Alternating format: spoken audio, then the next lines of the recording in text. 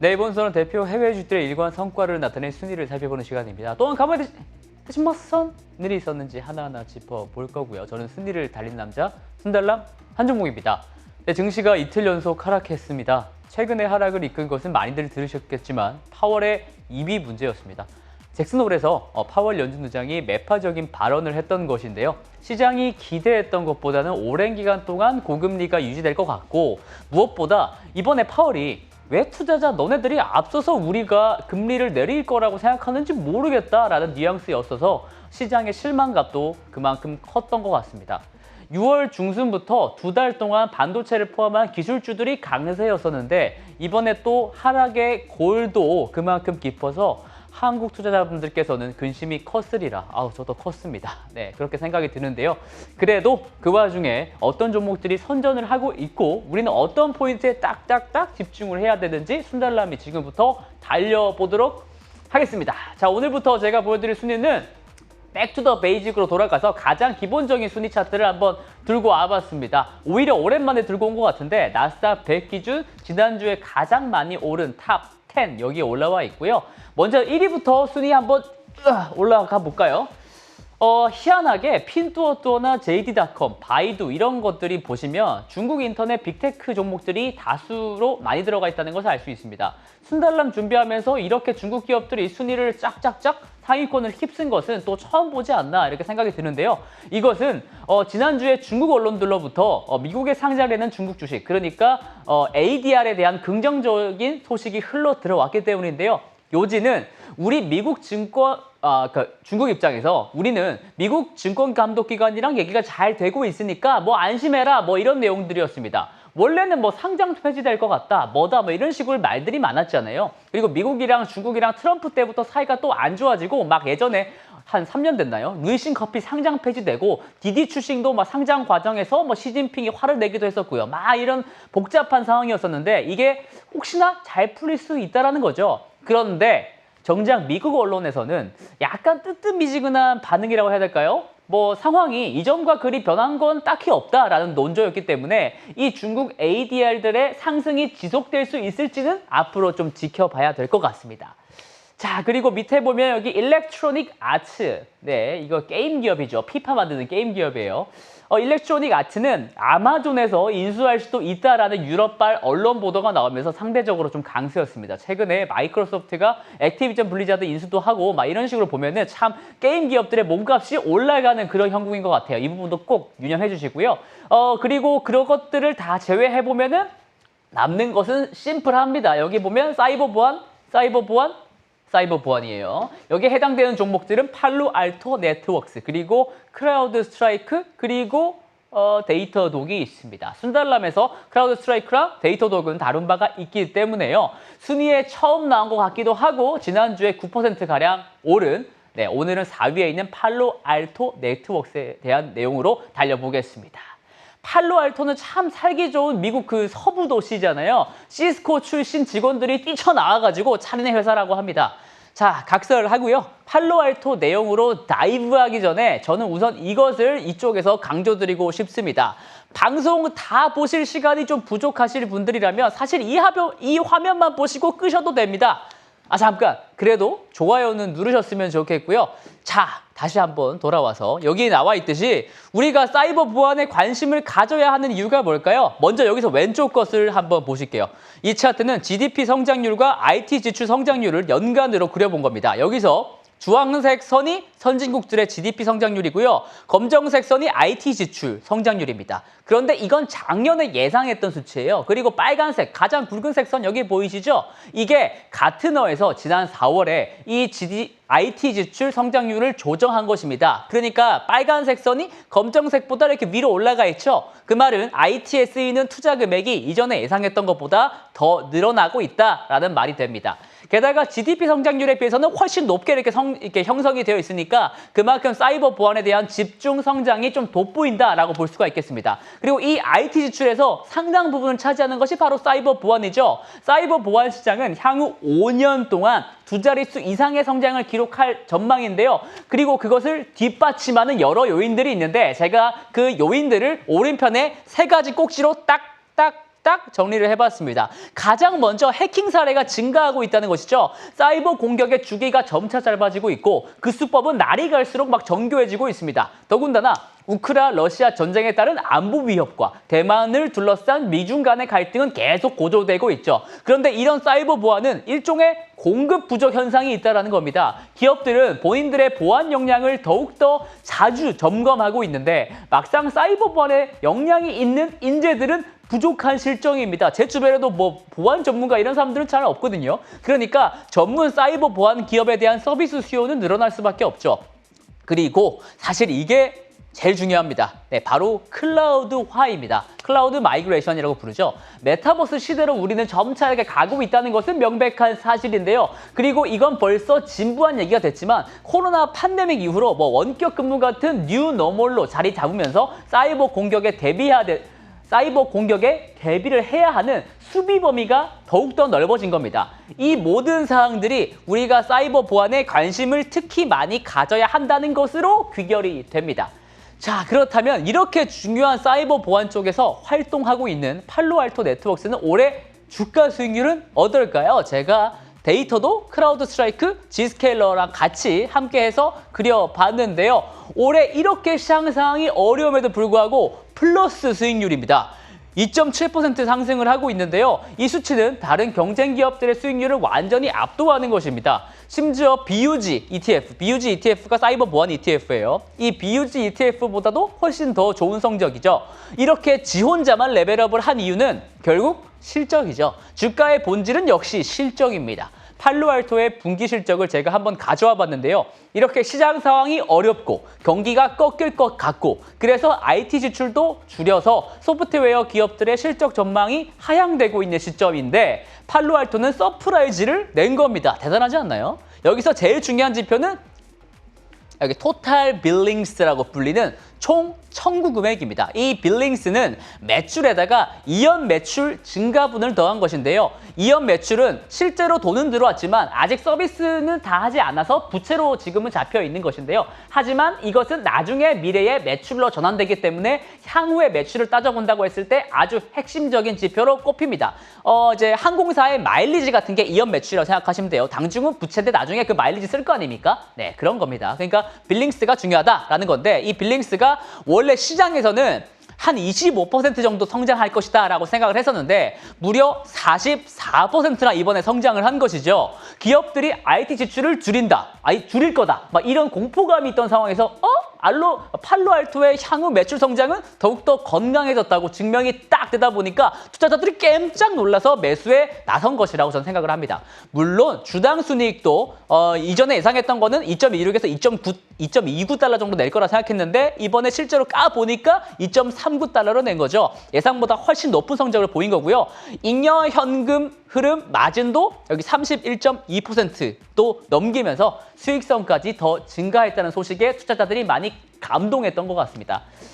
사실 팔로알토는 분기 실적을 좀 보수적으로 내놓는 경향이 있었던 것 같습니다. 왜 그렇게 생각하냐면 제가 이 표를 만들어 왔기 때문이죠. 이 표를 보시면 이게 팔로알토의 분기별 실적을 제가 과거에서부터 지금까지 정리를 한번 해보고 있는데요. 지난 2년 동안 매 분기 실적 서프라이즈를 냈었습니다. 다 플러스잖아요. 네네네. 서프라이즈를 2년 동안 냈습니다. 평균적으로 약 9% 성장을 내놨었는데요. 이에 따라서 실적 발표 직후 주가도 매번 좋았었습니다. 거의. 평균적으로는 실적 발표한 이후에 한 7%가량 올랐네요. 이번에도 뭐 그런 거라고 봐야 될 것 같고요. 오른쪽에 2023년 기준 주당 순이익과 주가를 비교를 해봤을 때요. 제가 여기서 파란색으로 화살표를 쳐놨죠. 딱 이렇게 있잖아요. 분기 실적 발표 이후마다 내용이 너무 좋았기 때문에 투자자들이 실적 성장 전망치를 올린 겁니다. 펀더멘탈이 좋아지니까 주가도 올라가야 했지만 시장 분위기가 안 좋아서 이렇게 괴리가 좀 있었던 때가 있었습니다. 이렇게 좀 차이가 나잖아요. 주가는 떨어지는데 이건 화살표는 올라가고 있으니까. 하지만 이번 실적마저 깜짝 실적을 또 내놓으니까 결국 주가가 참지 못하고 이렇게 빵빵빵 올라간 그런 상황이라고 보시면 됩니다. 그렇다면 지금 주가가 너무 이렇게 급하게 올라가는 올랐지 않느냐. 이게 보시면 거의 수직 상승했잖아요. 그러면 밸류에이션은 어떨까라고 생각하실 것 같아서요. 제가 팔로알토의 지난 5년 동안의 EV EBITDA, PER과 비슷한 지표예요. EV EBITDA라는 밸류에이션 추이 그래프를 만들어 왔습니다. 요새 보여드렸던 다른 종목들과는 좀 모양이 사뭇 다르죠. 항상 밸류에이션이 밑으로 꼬라박고 있었는데 팔로알토의 경우에는 위에서 상당 부분 유지가 되고 있습니다. 그러니까 역사적으로 봤을 때도 밸류에이션 매력은 지금 그다지 없다라는 거죠. 그럼 지금 너무 고평가 아닌가? 이렇게 또 생각하실 수도 있겠지만 저는 그걸 말씀드리고 싶어서 이걸 가져온 건 아니고요. 그 이유를 지금부터 말씀드리도록 하겠습니다. 팔로알토 네트워크스가 근데 대체 뭐 하는 기업일까요? 네, 팔로알토는 원래 주력으로 하는 업무가 방화벽입니다. 파이어월이라고 하죠. 방화벽은 여기 보시면 그림에서 보시면 이해가 빠르실 것 같아요. 네트워크 신호가 되게 많잖아요. 그러니까 트래픽들이 들어오고 나갈 때 모니터링하고 또 차단해야 되는 트래픽을 결정하는 사이버 보안의 한 체계입니다. 그러니까 방화벽은 네트워크 사용자들이 공용 인터넷과 그리고 사적으로 사용하는 인트라넷 사이에 통신을 할 때 데이터를 보호하기 위해서 사용하는 제품인 거죠. 팔로알토는 이 방화벽 분야에서 여기 밑에 보시면 보이시죠? 여기 이렇게 생긴 장비를 주로 판매하는 하드웨어 판매 기업이기도 했습니다. 근데 이걸 또 잘 팔았어요. 방화벽 하드웨어 장비 시장 점유율표인데요. 코로나 이전에는 시스코라는 공룡 기업에 살짝 못 미치는 점유율을 가졌었지만 코로나 이후에는 선두권을 유지하고 있습니다. 이것은 기업들이 팔로알토의 하드웨어만 딱 하나만 구입하는 게 아니라 사이버 보안 체계를 묶음으로, 그러니까 패키지 형식으로 구매하는 곳들이 많았기 때문입니다. 그러니까 팔로알토의 소프트웨어 경쟁력이 있기 때문에 하드웨어 매출에도 도움이 되고 있었구나. 그래서 지금 1등이 됐구나라고 생각하실 수도 있겠는데요. 네, 그렇습니다. 결국 그러니까 팔로알토는 소프트웨어 회사입니다. 좀 더 정확히 말하면 사이버 보안에 있어서 소프트웨어 회사로 완전히 발돋움하려는 회사입니다. 그리고 그 보안 소프트웨어 영역에서 팔로알토가 중점으로 두고 있는 3가지 사업 영역이 있습니다. 먼저 왼쪽부터 보시면 돼요. 본인들이 원래부터 하드웨어부터 강점이 있던 네트워크 보안이 있을 거고요. 여기서 하드웨어와 소프트웨어 모두를 망라한 보안을 제공할 수 있기 때문에 고객들의 선호도가 빠르게 올라오고 있습니다. 그리고 클라우드 보안이 있죠. 클라우드 보안은 데이터 도구에서 제가 설명드렸듯이 데브섹옵스도 여기에 해당할 수가 있는 거고요. 쉽게 말해서 클라우드 환경 안에서 운영되는 모든 활동들에 대한 보안을 제공하는 보안 플랫폼입니다. 클라우드 환경에서 제품도 개발하고 서비스도 운영하고 보안도 하는 이런 클라우드 보안이라고 하시면 될 것 같아요. 그리고 마지막으로는 저는 사실 이걸 제일 또 중요하게 생각하는데 보안 통합 관리입니다. 영어로는 Security Operation이라고 부르는데 이건 이렇게 좀 그냥 통합적으로 관리된다 이렇게 말하면 좀 개념이 모호할 수가 있는데요. 제일 중요한 단어만 제가 꼽아드리면 여기서는 인공지능 자동화입니다. 사이버 보안에도 이제 머신러닝은 필수입니다. 데이터 센터, 서버, 외부 인터넷, 그리고 개별 로컬 인트라넷, 각각의 네트워크에서 발생되는 데이터들을 싸그리 다 통합을 해가지고 분석을 통합적으로 딱 하고 마치 관제센터에서 딱딱 결정하고 실행을 보완을 하는 것이죠. 그리고 이 분야에서도 팔로알토가 지위가 꽤 높다는 게 괄목하다는 점입니다. 이 3가지 영역에서 회사는 지난 몇 년간 대대적인 투자를 집행했습니다. 수많은 기업을 인수를 단행을 했고요. 그리고 기존의 이 회사는 마케팅에 되게 열정적인 회사였는데 그런 변동비 부분을 줄이고 연구개발비의 비중을 점차 계속 올려가 나갔습니다. 그야말로 테크 회사로서의 면모를 제대로 보이게 된 것이죠. 왼쪽 표를 보시면 판관비, 그러니까 판매비 관리비는 계속 줄고 있고 연구개발에 쓰는 돈은 계속 올라가는 걸 보이시죠? 연구개발에 돈을 많이 썼다는 말은 미래의 제품과 서비스를 위해서 돈을 더욱더 많이 쓰고 있다는 말이 되잖아요. 그래서 오른쪽 표를 보시면요. 이게 그 연구개발의 결과물들입니다. 3가지 사업부별로 주요 제품 출시 숫자인데요.